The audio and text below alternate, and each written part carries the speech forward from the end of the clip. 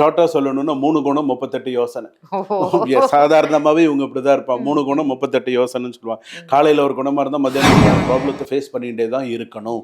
அடுத்து என்ன செய்ய போறோங்கிற உனக்கு அந்த விஷயங்கள் இருந்துட்டே இருக்கணும். அந்த கடைசி 4 மாதம் அதுவும் வரும்போது லைஃப்ல உனக்கு ஒரு நமக்கு நல்ல ஒரு விஷயம் அப்படின்னு சொல்லலாம்.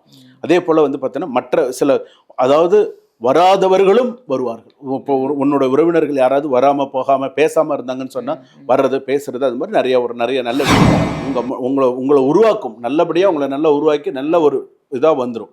ஆனால் அதுக்கு விஷயம் நிறைய விஷயங்கள் அதுக்கு நீ என்னென்ன செய்யணும் எப்படி பண்ணணுங்கிறத நீ கரெக்டாக நீ பண்ணினேன்னா உன்னோட மூவ்மெண்ட் பண்ணேன்னா உனக்கு எல்லாமே சக்ஸஸ்ஃபுல்லாக இருக்கும்.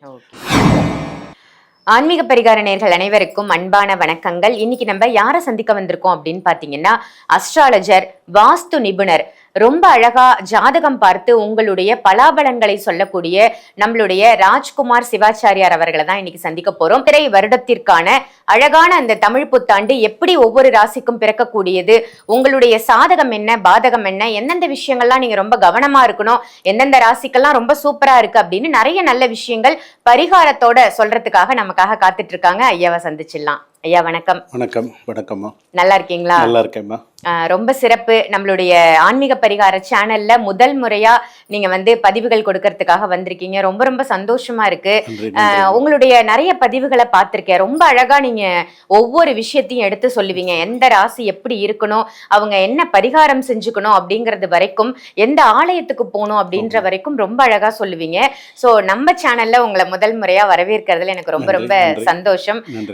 இப்ப நீங்க சொல்லுங்க, தமிழ் புத்தாண்டு இந்த வருஷம் எப்படி இருக்கு, ஒவ்வொரு ராசிக்குமான பலாபலன்களை மக்களுக்காக சொல்லுங்க ஐயா. ஒவ்வொரு ராசிக்கும் ரொம்ப அழகா பரிகாரங்கள் சொல்றீங்க. இந்த வருஷம் எப்படி இருக்கும், சாதகம் என்ன பாதகம் என்னன்னு சொல்லிட்டு இருக்கீங்க.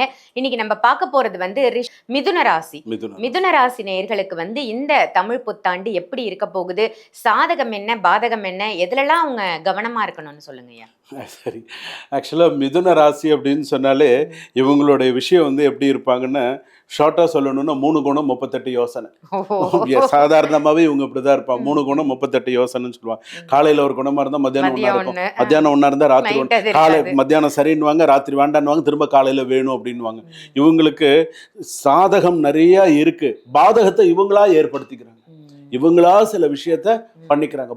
பயம் சில நேரத்தில் என்ன பண்ணுறோன்னு தெரியாமல் பயம், டென்ஷன்லாம் சொல்கிறோம் இல்லையா, இதெல்லாம் இந்த மிதுன ராசிக்காரர்களுக்கு அதிகம் உண்டு. கஷ்டம் இருக்கும், ஆனால் அதுக்குள்ள ஒரு சான்ஸ் இருக்குது, அதை நீ பயன்படுத்திடணும். உனக்கு கஷ்டம் இருக்குது இல்லைன்னு சொல்லலாம், ஆனால் அதுக்குண்டான சான்ஸை நீ சில விஷயங்களை பயன்படுத்திக்கோ அப்படின்னு சொல்ல. வேலை ப்ரெஷர் அதிகரிக்கும். உன்னுடைய மேலதிகாரிகள் நீ உன் மேலே மட்டும் ஒரு தனி கண்ணாவே இருப்பார். நீ என்ன பண்ற, எங்க போற, என்ன பண்ற, எவ்வளவு லேட்டா வர, உன்னை அடுத்து உன்னை எந்த விஷயத்துல என்ன இப்ப நடக்கிறதும் ஜென்ம குரு வேற. ஸோ உனக்கு ஏதாவது ஒரு இஷ்யூ இருந்துட்டே தான் இருக்கும். மோளத்துக்கு 2 பக்கெட் அடினா உனக்கு 4 பக்கெட்டும் அடிதான். நீ கவனமா தான் இருக்கணும். நீ அவ்வளோ லேஸ்லாம் வெளியில வர முடியாது. பண வரவு இருக்கும், ஆனா டென்ஷன் கூடயே வரும். பணம் இருக்கும், ஆனா டென்ஷன் இருக்கும். அந்த டென்ஷன்ல நீ பணத்தை எங்க விடுறன்னு தெரிய மாட்டேங்குது, வேற என்ன பண்றன்னு தெரியும். பதட்டமாகவே சில நேரத்தில் இருக்கிறது. அந்த பதட்டம், அந்த ஒரு பயம் இருக்கும். என்னடா என்ன பண்ணுறது. அதுலேயும் வந்து பார்த்தீங்க அப்படின்னு சொன்னால் ரிலேஷன்ஷிப்லாம் கூட வந்து பார்த்தீங்கன்னா உங்கள் சொந்தக்காரர்களாக இருக்கட்டும், மற்ற விஷயங்களாக இருக்கட்டும், கணவன் அப் டவுன்ஸ் அப்படியே நிறையா இருந்துகிட்டே தான் இருக்குது. 15 நாள் 20 நாள் நல்லா இருந்தால் 10 நாள் சரியாக இருக்கும், 10 நாள் நல்லா இருந்தால் 20 நாள் சரியாக இருக்க மாட்டேங்குது. ஆனால் இந்த வருஷம் உன்னை ரொம்ப ஸ்ட்ராங் பர்சன் ஆக்கிடும். அந்த அளவுக்கு உங்களுக்கு வந்து ஒரு நம்பிக்கை உனக்கு வரும். உனக்கு சில விஷயங்கள் அனுபவம் கிடைக்கும். தெரியாத உண்மைகளை நீ இப்போ இந்த வருஷத்துல நீ தெரிஞ்சுக்க போற.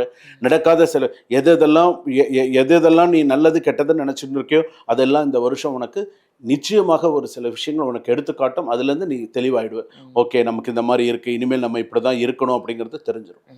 இதுல முதல் இந்த 4x4 அந்த முதல் 4 மாசம் சித்திரை, வைகாசி, ஆணி, ஆடி அப்படின்னு சொல்லும்போது பாடி மைண்ட் ரெண்டுமே ரொம்ப கரெக்டாக கவனிச்சுக்கணும். 2வது ஸ்ட்ரெஸ் ஆன்சிட்டி அப்படின்னு சொல்லுவாங்க. 1 தூக்கம் கெடும். 2வது எவ்வளோக்குள்ள நீ மெடிடேஷன் பண்ணுறியோ அவ்வளோக்குள்ள நல்லது. ஆமாம். ஆவணி, புரட்டாசி, ஐப்பசி, கார்த்திகை அப்படின்னு எடுத்துட்டோன்னே பணம் வரும், ஆனால் அந்த நிலைமை ஸ்டேபிளாக இல்லை. பணம் வரும், ஆனால் ஸ்டேபிளாக இல்லை. லோன் ப்ரெஷர் அதிகமாக இருக்கும், அன்வான்ட் செலவு அதிகமாக இருக்கும். புதுசாக லோன் வாங்குறத அவாய்ட் பண்ணிக்கணும். புது லோன் எதுவும் எடுத்து மாட்டிக்க கூடாது. ஆவணி, புரட்டாசி, ஐப்பசி, கார்த்திகை லோன் எடுத்து மாட்டிக்க கூடாது. எடுத்துட்டேன்னா உன்னால அவ்வளோ சீக்கிரம் அதுலேருந்து உன்னால வெளியில வர முடியாது. நீ கொஞ்சம் ப்ராப்ளத்தை ஃபேஸ் பண்ணிகிட்டே தான் இருக்கணும். அடுத்து என்ன செய்ய போறோங்கிற உனக்கு அந்த விஷயங்கள் இருந்துகிட்டே இருக்கணும். அந்த கடைசி 4 மாதம் அதுவும் வரும்போது லைஃப்ல உனக்கு ஒரு டேர்னிங் பாயிண்ட்.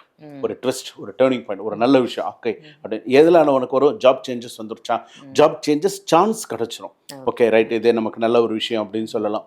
அதே போல் வந்து பார்த்தீங்கன்னா மற்ற சில, அதாவது வராதவர்களும் வருவார்கள். இப்போ உன்னோட உறவினர்கள் யாராவது வராமல் போகாமல் பேசாமல் இருந்தாங்கன்னு சொன்னால் வர்றது, பேசுறது, அது மாதிரி நிறைய நல்ல விஷயங்களாக இருக்கும். அதாவது இவங்க வந்து என்னென்ன சைலண்ட்டாக மூவ் பண்ணுவாங்க, அதுதான் இவங்களோட சக்ஸஸ். சைலண்ட்டாக இவங்க மூவ் பண்ணுவாங்க, அதுதான் இவங்க ரொம்ப அந்த ஒரு விஷயமே இருக்காது. அந்த அளவுக்கு இவங்க வந்து அந்த மிதுன ராசி பொறுத்த அளவுக்கு பண்ணுவாங்க. ஏன்னா இவங்களுடைய ஆதிக்க கிரகம் வந்து புத பகவான். ஸோ பிரம்ம வித்யாம்பிகை திருவெண்காடுன்னு சொல்கிறோம் இல்லையா, அந்த அமைப்பு எப்போதுமே அவங்களுக்கு இருந்துகிட்டே இருக்கும். என்னென்னா இவங்களுக்கு வந்து புது நியூ ப்ராஜெக்ட் இருக்கும். ரெண்டாவது அன்எக்ஸ்பெக்டட் சப்போர்ட்ஸ் நிறையா இருக்கும். இந்த ராசிக்காரர்களுக்கெல்லாம் நிறைய சக்ஸஸ் பண்ணக்கூடிய சூழ்நிலைகள் ஜாதகத்தில் உண்டு. இன்னொன்று இவங்க இந்த ராசிக்கு இந்த ஜூன் மாதம் வரைக்கும், இப்போ சித்திரை, இப்போ ஏப்ரல் மாதம் பிறக்கிறது சித்திரை, நம்ம தமிழ் புத்தாண்டு பார்த்துன்னு இருக்கோம். இந்த ஏப்ரல் 14, ஏப்ரல், மே, ஜூன், இந்த ஜூன் 2ஆம் தேதிக்குள்ளே தேவையில்லாமல் கோர்ட்டு கேஸு போலீஸுன்னு நீயா போய் பிரச்சனையில மாட்டிக்கக்கூடாது.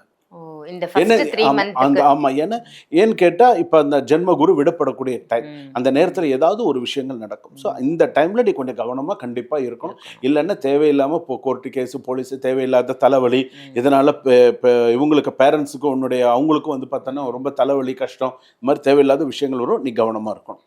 இந்த வருடம் உங்களை உடைக்காது, உருவாக்கும். உங்களை உருவாக்கும், நல்லபடியா உங்களை நல்லா உருவாக்கி நல்ல ஒரு இதாக வந்துடும். ஆனால் அதுக்கு விஷயம், நிறைய விஷயங்கள், அதுக்கு நீ என்னென்ன செய்யணும், எப்படி பண்ணணுங்கிறத நீ கரெக்டாக நீ பண்ணினா, உன்னோட மூவ்மெண்ட் பண்ணனு உனக்கு எல்லாமே சக்ஸஸ்ஃபுல்லாக இருக்கும். அதே போல் பனங்காட்டூர்னு ஒரு ஊர் இருக்கு, பனங்காட்டூர். அந்த ஊருக்கு போய் இவங்க போய் சிவனுக்கு வில்வத்தினால அர்ச்சனை பண்ணி அந்த பனங்காட்டூர் ஊருக்கு போயிட்டு வந்தாங்கன்னா ஒன்று சிறப்பு. ஒன்று.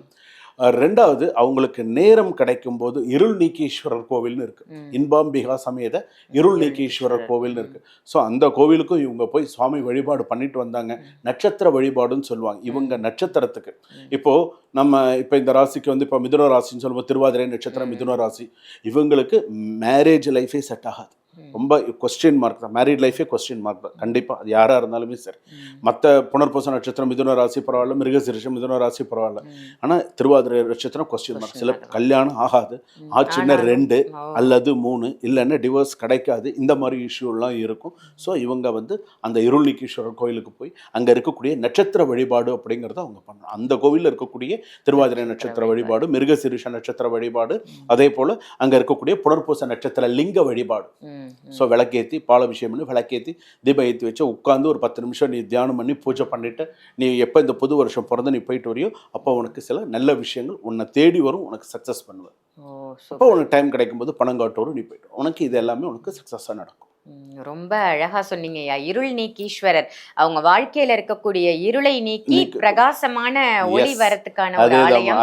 ரொம்ப ரொம்ப சூப்பர். அம்பாள் பேரே வந்து பாத்தீங்கன்னா இன்பாம்பிகை. அதுதான், இன்பமும் கொடுப்பார், இருளையும் நீக்குவார். இருளையும் நீக்கக்கூடிய அந்த இடத்துக்கு போயிட்டு வந்துட்டானே லைஃப்ல ஒரு மாற்றம், சேஞ்ச் ஆயிடும். கண்டிப்பா ஒரு சேஞ்ச். உன்னுடைய வேண்டுதல் எதுவும் நிறைவேற்றாம இருக்கே, நீ போயிட்டு வர அந்த கோயிலுக்கு போயிட்டு வா, உன்னோட வேண்டுதலும் சீக்கிரமா நிறைவேறும். ஓகே, ரொம்ப ரொம்ப சூப்பரான பதிவா கொடுத்தீங்க. உங்க மூலமா நிறைய ஆலயங்களும் தெரிய வருது. எத்தனையோ ஆலயங்கள் ஏதோ ஒரு கிராமத்துல இருக்கலாம், இல்ல நமக்கு தெரியாத ஒரு இடத்துல இருக்கலாம். அந்த ஆலயங்களையும் நம்மளால தெரிஞ்சுக்க முடியுது. இந்த இருள் நீக்கீஸ்வரர் அப்படின்ற ஆலயத்திற்கு நிச்சயமாக மிதுனராசினியர்கள் சென்று தன்னுடைய வாழ்க்கையில் இருக்கக்கூடிய இருளை போக்கி ஒளி பிரகாசம் அடைய செய்யணும் அப்படின்னு நானும் கேட்டுக்கிறேன். ரொம்ப அழகான பதிவா கொடுத்தீங்க ஐயா. நன்றி. இந்த பதிவு உங்க எல்லாருக்கும் பயனுள்ள பதிவா அமைஞ்சிருக்கும் அப்படின்னு நினைக்கிறேன். இந்த பதிவை மறக்காம மற்றவங்களுக்கும் ஷேர் பண்ணுங்க. ஆன்மீக பரிகாரம் இந்த சேனலை சப்ஸ்கிரைப் பண்ணிக்கோங்க. அதே மாதிரி ஐயாவை நீங்க நேர்ல சந்திக்கணும், ஜாதகம் ரீதியா பொருத்தம் பார்க்கணும், இல்ல உங்க ஜாதகத்துல இருக்கக்கூடிய பிரச்சனைகளை நீங்க தீர்த்துக்கணும் அப்படின்னு நினைச்சீங்கன்னா வீடியோல தெரியிற நம்பருக்கு கால் பண்ணி அப்பாயின்மெண்ட் வாங்கி நீங்க ஐயாவை சந்திக்கலாம். அதே மாதிரி எண் கணிதம் ரீதியான ஏதாவது ப்ராப்ளம்ஸ் இருக்கு உங்களுக்கு, இல்ல எண் கணிதத்துல நியூமராலஜி படி உங்களுக்கு ஏதாவது பெயர்கள் வைக்கணும் அப்படின்னாலும் நீங்க தாராளமா பார்க்கலாம். ஆன்லைன் கன்சல்டேஷனும் போயிட்டு இருக்கு. நேர்லயும் நீங்க வந்து ஜாதகம் பார்த்துக்கலாம், ஆன்லைன்லயும் பார்த்துக்கலாம். வாஸ்து, எல்லா சோழி பிரசனம், இப்படி எல்லா விதமான விஷயங்களுக்கும் ஐயாவை நீங்க சந்திக்க முடியும். வீடியோல தெரியிற நம்பருக்கு கால் பண்ணி அதையும் பயன்படுத்திக்கோங்க. இதே மாதிரி வேற ஒரு நல்ல நிகழ்ச்சியில உங்க எல்லாரையும் சந்திக்கின்றேன். நன்றி, வணக்கம்.